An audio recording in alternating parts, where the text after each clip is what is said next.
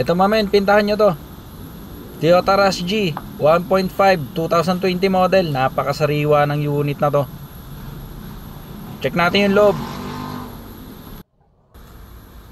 O, dito pa lang, napakakinis nyan. Sidings dito yan sa may driver side. Kondisyon ng mga upuan. Naka plastic matting na to. Ang ganda ng quality ng plastic matting nya. Tingnan mo naman yung kondisyon ng mga upuan na yan, mami. Napakasariwa nyan. Wala ka pang maipipintas dyan. Napakakintab. Pati ceiling yan, napakalinis din. So sidings din dito. Yan mami, kita mo naman yan namin. Walang ka filter yan. Kondisyon pa lang naman ng mga upuan dito mo makikita kung sariwa pa o hindi na yung unit Tingnan mo naman, napakaganda pa ng kondisyon yan. Kumpleto rin sa mating, harap hanggang likod, hanggang sa pinakalikod. So ceiling niya, napakalinis din talaga. So ang galing din mag-alaga ng dating may-ari nito. So ayun namin, hanggang sa likod yung plastic matting niya. So kung mayroon ka mga ikakarga na basa, safe na safe yung flooring mo. Legroom nito sa pinakalikod na upuan, napakaluwag din. So mukha lang maliit tingnan tong unit na to, pero napaka-spacious nito. So ceiling niya, napakalinis ng ceiling, wala tayong ginalaw sa ceiling niyan.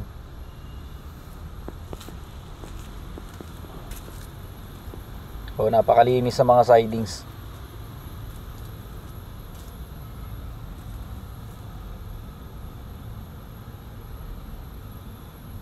Tignan mo naman kung gaano kaganda tong unit na to. Jackpot naman. Panalong panalo makakakuha nito.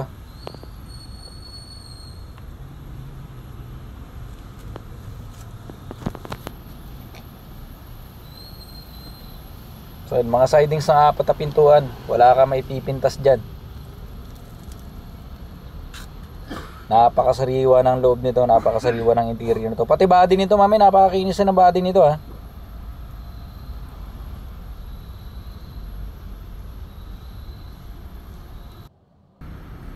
Isa pang gusto ko dito, kasi itong upuan na to sa gitna, natutupian namin.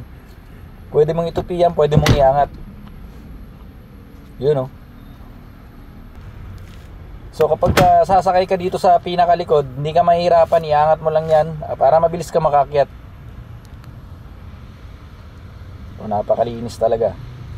Mga upuan nito sa likod, halos di pa nagamit.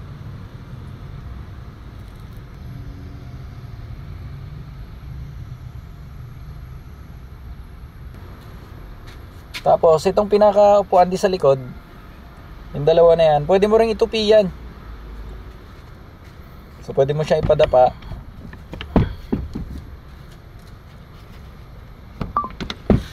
Yan. Tapos hindi lang yan, kasi pwede mo pa siyang iangat, pwede mo pa siyang ipatayo.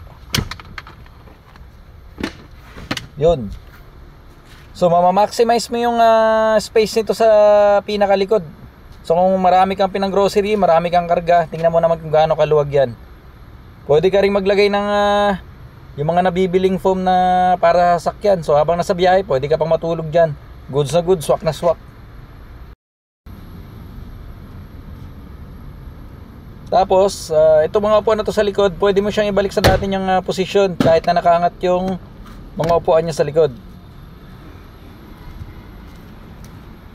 Yan, so kahit na marami kang karga, marami kang pasahero, so pwede mong ibalik sa dating posisyon yung mga upuan sa likod.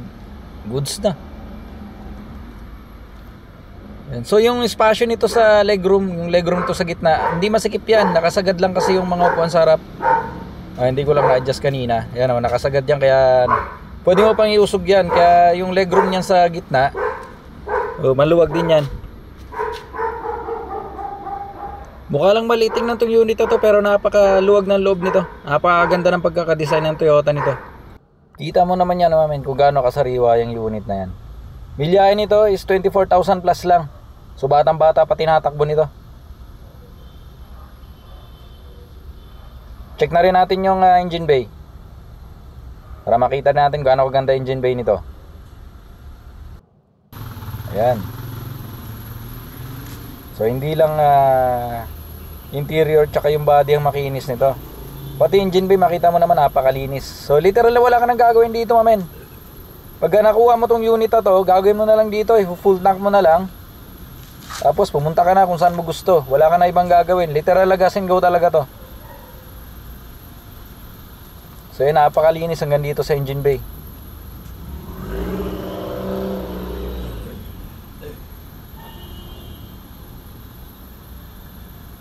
Okay. So baka interesado kayo dito sa unit na to, mamen. Check nyo lang dyan sa description. So ilalagay ko na lahat ng detalye dyan. Iwanan ko na rin yung contact number na pwede yung tawagan. Baka sakaling may katanungan kayo o pag gusto nyo pag-usapan ng presyo ng unit natin, para mabilis ang transaction, so direkta na kayo dyan sa number para mas mabilis ang usapan. Good sa gustong unit ito, mamen. Panalong panalo to.